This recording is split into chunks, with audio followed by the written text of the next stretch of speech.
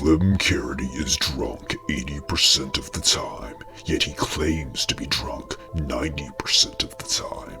Slim Carity tells you to fill your pants with marshmallows, yet he does not like marshmallows. What is he trying to hide?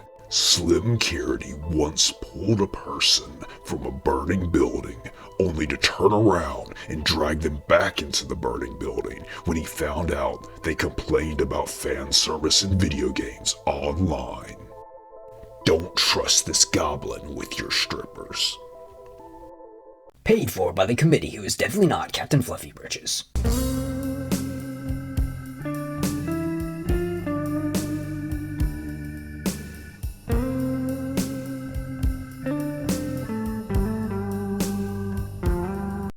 Well, howdy party people and space cadets, and welcome to the Galactic Happy Hour. I'm your host, Spider Island Slim, and this week we're going to be talking about some of my favorite cartoon mounts. Because in the 80s, and just cartoons in general, all the bestest heroes, and sometimes the villains, had some kind of cool creature thing they rode around on. I mean, I think that's why Lion-O is never invited to the cool kids table, because he had the Thunder Tank, which was awesome, but he just didn't really have an animal-y thing that he rode around on.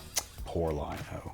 But let's get started. So number 5 on the list is Warlock from the Blackstar animated series from 1981. And Warlock was basically a big green flying, I believe the race was called Dragon Horses. And interestingly, some don't know this, I think I've talked about this a little bit myself before, but Blackstar came before He-Man, the cartoon that is, but it didn't do very well and was canceled. But then with the big success of Masters of the Universe, they revived it in the toy line. And let me tell you, I loved the toy line. But I never actually saw the cartoon. It was on before my time. But from my understanding, it was about an astronaut who was trapped on an alien planet and decides to help these little munchkin-y looking people out. But either way, amazing toys. And Warlock was no different. I mean, he was this big from like toy standards mount with glow-in-the-dark teeth, and I'm pretty sure his eyes too, and his wings flapped. And then the bad guy had this big, cool, like similar bull creature with wings that he could fly around on. But I'm just so kind of supposed to be talking about the character, but since I've never seen the show, I can't talk too much about the mount itself, just my experience, which was the toy. But either way, it was a great toy with a cool looking design. And number 4 on the list is Battle Cat. I mean, I'm sure you probably all pretty much guessed that Battle Cat was going to be on the list, but here's where I throw you a curveball. It's the Battle Cat from the 2002 cartoon. The Mike Young version, which I'm always going on and on and on and on and on and on and on and on and on about. But in this one, I just liked this version of Battle Cat better, because even though, I don't know, he just had a better design and he didn't talk. I just thought that was better for some reason. I don't know. But anyway, he's Prince Adam's pet in this one. He doesn't talk, and he's a good bit less cowardly as well. But though, in this one, I believe in the 80s animated series, the Filmation one, they kind of explored his background, where he came from. The Mike Young one never really got around to where Battle Cat, or where Cringer, I should say, came from. But in the Filmation version, a young Adam found the cub in the woods somewhere and ended up taking him in. Now, the interesting thing is it was almost as if it's faded in the American.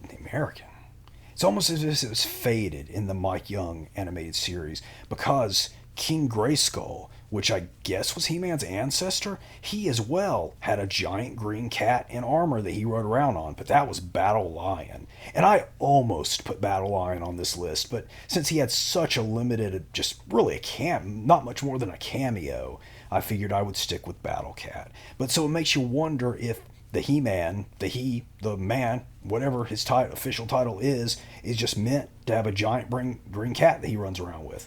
And you really can't go wrong with running around with green furry people. And number 3 on the list comes from probably my favorite actual show on this list, and that is Ucla's Equort from Thundar the Barbarian from 1980. And let me tell you, I am a huge Thundar the Barbarian fan. And if you go back and watch it, wow, does it hold up really well. I would actually dare say that though I love the property, the franchise of Masters of the Universe, if you just compare a single series, He-Man versus Thundar, I actually like Thundar a bit better. I mean, wow, it just, the animation, the style, the character design, just Thundar himself, even though Princess Ariel's probably my favorite. Either way, that's a great show. But Ucla's mount, his steed, was kind of a reptilian horsey kind of thing. Very unique designs on that show. And from what I understand, from the trivia I read, Ucla's name is actually a mixture of the University UCLA, where the designer went to, and an old puppet show character from a show called Kukla, Fran, and Ollie. Never heard of that, but just thought it was a neat little piece of whatever. And again, this is a case of there wasn't that many episodes of Thundar and haven't seen them a whole lot, and this is the mount we're talking about, so it's not a whole lot to say about him, and there was no toys. But either way, thought he was super groovy, super cool, and looked great. Great show. If you haven't seen Thundar in a long time, go and watch it. And on that, why don't we just take a commercial break?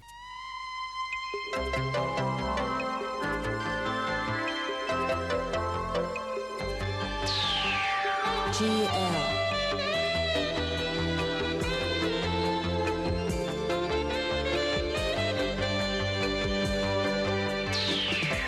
GL.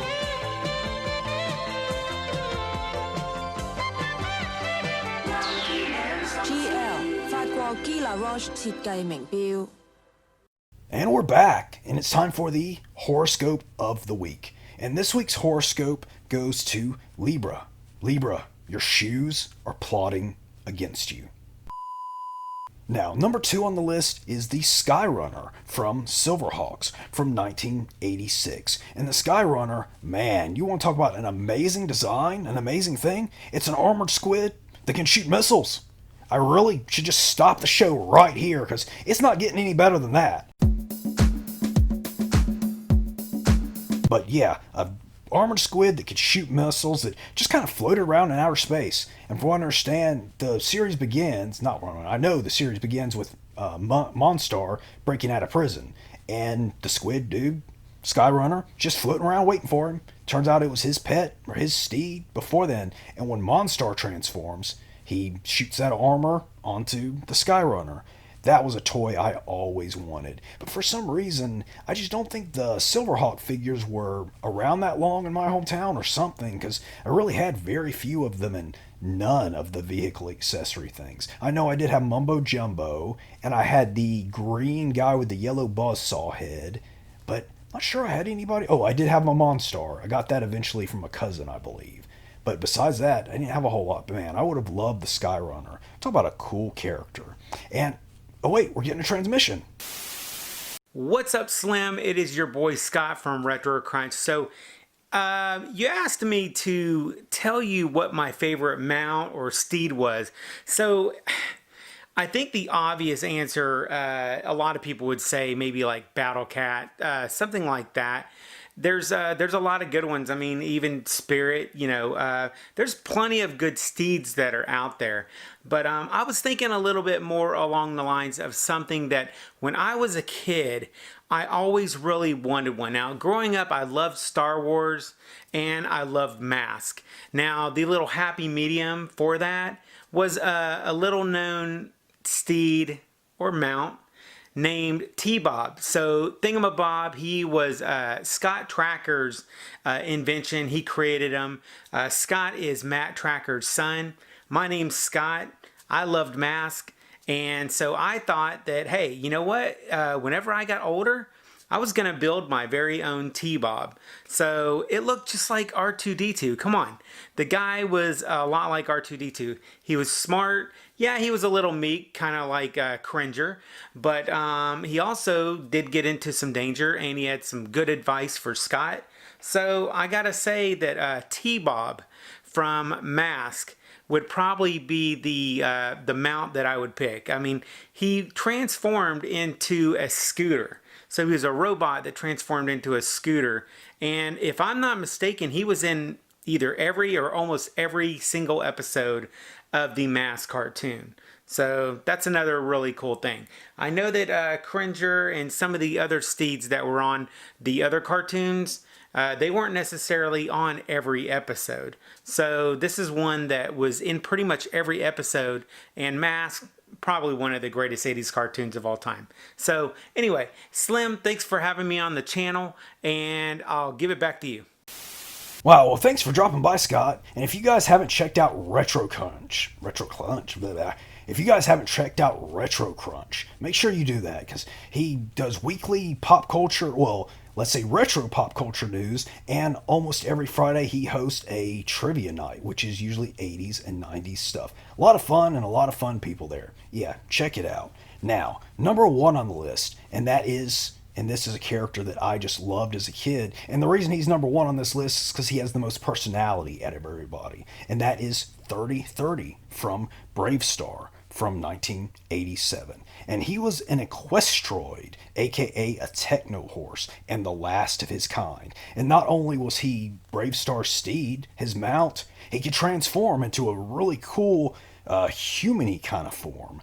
And his name was based on a variety of Winchester rifle, which I guess that's pretty obvious, but still, thought I'd say it anyway. Because I knew it was a gun, but I didn't know what kind of gun. But I just loved the character and the toy. Though the toy, it worked really well in the horse form, but then when you lifted him up to kind of stand, he was like 30 feet taller than all the rest of the characters, so it didn't work exactly the same, but I would have loved a non-transforming, just action figure version of the humanoid of 3030. I have a lot of information about this one because, like I said, he had a lot more personality and he was actually more of a character. But he was voiced by Ed Gilbert, who was an accomplished actor and voice actor that also discovered a new species of beetle. Yeah, I guess he was one of those, a bug specialist. And he discovered a new species of beetle. I thought that was really interesting. And he also voiced Baloo on Tailspin and General Hawk on G.I. Joe. Probably shouldn't talk about G.I. Joe because my 2 G.I. Joe episodes, man, did they flop. Don't know why. Guess you folks don't like G.I. Joe very much. Either way, 3030's first appearance, that's a lot of words, a lot of hard words for a drunken goblin. Now shake it off. 3030's first appearance was on the episode The Disappearance of 3030. And according to a Bravestar Wikipedia page I saw, or a Bravestar Wiki, he actually appeared on a very small number of episodes. But that doesn't sound right to me, because I kind of remember him being in every episode. Anyway, that's all the time we have for this week. Please like, comment, subscribe, and may your pants always be filled with marshmallows.